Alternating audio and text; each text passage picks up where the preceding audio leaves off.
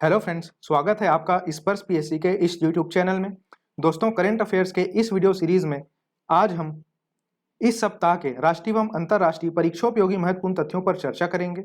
इस video series में हम वीकली एवं मंथली करंट अफेयर्स पर चर्चा करते हैं एवं प्रश्नों के माध्यम से महत्वपूर्ण तथ्यों की व्याख्या करते हैं। तो आइए बढ़ते हैं आज के वीडियो की ओर।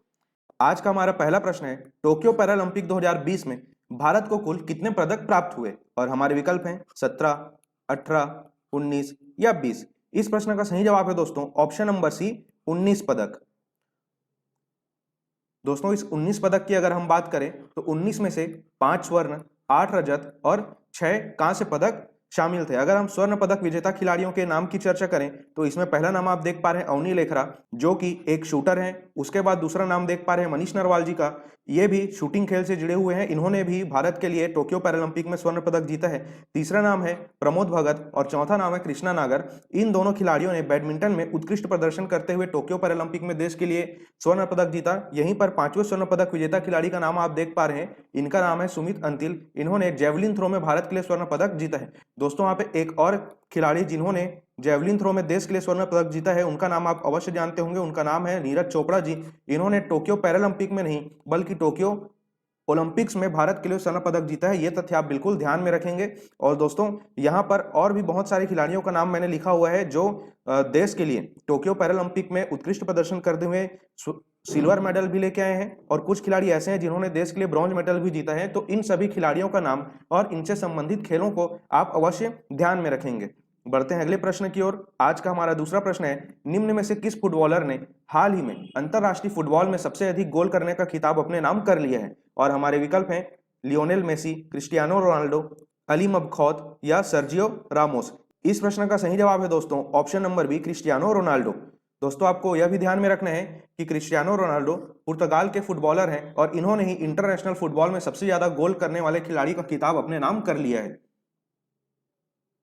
आज का हमारा तीसरा प्रश्न है, हाल ही में नौसेना के एविएशन विंग को असाधारण सेवा के लिए कौन सा सम्मान दिया गया है? और हमारे विकल्प हैं prime minister colour, defence colour, military colour या प्रेसिडेंट कलर। इस प्रश्न का सही जवाब है दोस्तों option number D, president colour. दोस्तों, प्रेसिडेंट कलर किसी भी मिलिट्री विंग को असाधारण सेवा के लिए दिया जाने वाला सबसे बड़ा सम्मान है। साथ ही आपको यह भी ध्यान में रखना है कि भारतीय नौसेना के एविएशन विंग का गठन सन 1951 में किया गया था।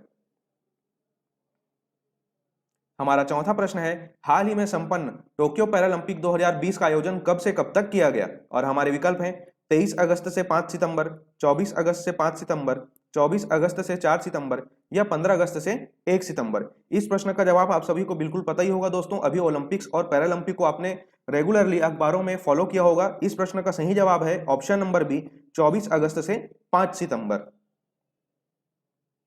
हमारा पांचवा प्रश्न है, हाल ही में कौन सी पैरा एथलीट 2 पैरालंपिक मेडल जीतने वाली पहली भारतीय महिला बन गई है? दोस्तों, ये सवाल अपने आप में बहुत ज्यादा महत्वपूर्ण है। अगर आपको इसका जवाब नहीं पता होगा तो इस प्रश्न को बिल्कुल ही अपने दिमाग में बैठा लीजिएगा। इस प्रश्न के लिए हमारे विकल्प हैं अवनी लेखरा, दीपा मलिक, भाविना बेन पटेल या भवानी देवी। इस प्रश्न का सही जवाब है दोस्तों option number A, Avani Lekhara. दोस्तों, 2 पैरालंपिक मेडल जीतने वाली पहली भारतीय महिला बन गई है अवनी लेखरा, और इनके बारे में हमने थोड़ी देर पहले ही चर्चा किया था कि ये शूटिंग खेल से संबंधित हैं। इन्होंने 10 मीटर एयर राइफल स्पर्धा में देश के लिए स्वर्ण पदक जीता। वहीं पर एक दूसरी प्रतियोगिता जो कि 50 मीटर एयर राइफल स्पर्धा थी, यहां पर इन्होंने अच्छा प्रदर्शन करते हुए देश के लिए कांस्य पदक भी जीता है। और इस प्रकार 2 पैरालंपिक मेडल जीतने वाली वो देश की पहली महिला बन गई है। हमारा छठवां प्रश्न है, हाल ही में सभी आबादी को कोविड-19 टीके का पहला डोज देने वाला देश का पहला राज्य कौन बना है? और हमारे विकल्प हैं ओडिशा, मध्य प्रदेश, गोवा या हिमाचल प्रदेश। इस प्रश्न का सही जवाब है दोस्तों option number D, Himachal Pradesh. आज का हमारा सातवां प्रश्न है, हाल ही में जारी द वर्ल्ड यूनिवर्सिटी रैंकिंग में कौन शीर्ष पर रहा है? और हमारे विकल्प हैं Harvard University, MIT, Oxford University या IISc बेंगलोर। इस प्रश्न का सही जवाब है दोस्तों option number C, Oxford university.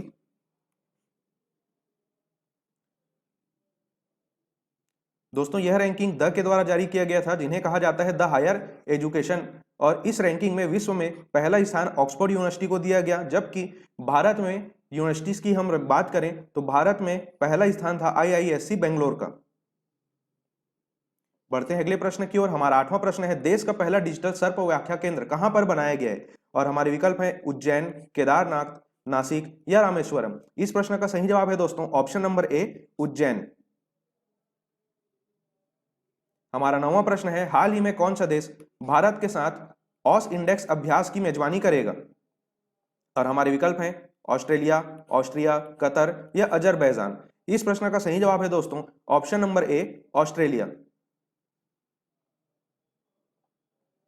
हमारा 10वां प्रश्न है, चर्चा में रहा BH सीरीज क्या है? और इसके लिए हमारे विकल्प हैं भारतीय वाहनों का एक प्रकार, भारतीय हेलीकॉप्टर की उच्च किस्म, भारत सीरीज या भारत में स्मार्ट शहरों का चयन। इस प्रश्न का सही जवाब है दोस्तों option number C, Bharat series. हमारा 11वां प्रश्न है, हाल ही में किस देश ने खाद्य आपातकाल को विदेशी मुद्रा संकट घोषित किया है? और हमारे विकल्प हैं श्रीलंका, बांग्लादेश, नेपाल या भूटान। इस प्रश्न का सही जवाब है दोस्तों ऑप्शन नंबर ए, श्रीलंका। दोस्तों श्रीलंका की मुद्रा मूल्य में लगभग 7.5% की गिरावट आई है, जिसके कारण वहां महंगाई बढ़ने से वहां के सरकार के द्वारा खाद्य आपातकाल की घोषणा की गई है।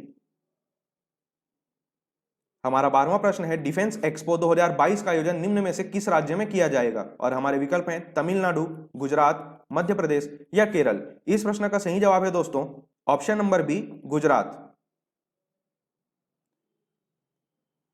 दोस्तों रक्षा मंत्रालय के मुताबिक 2 साल में एक बार होने वाला डिफेंस एक्सपो गुजरात के गांधीनगर में आयोजित किया जाएगा और यह आयोजन 11 से 13 मार्च के बीच होगा।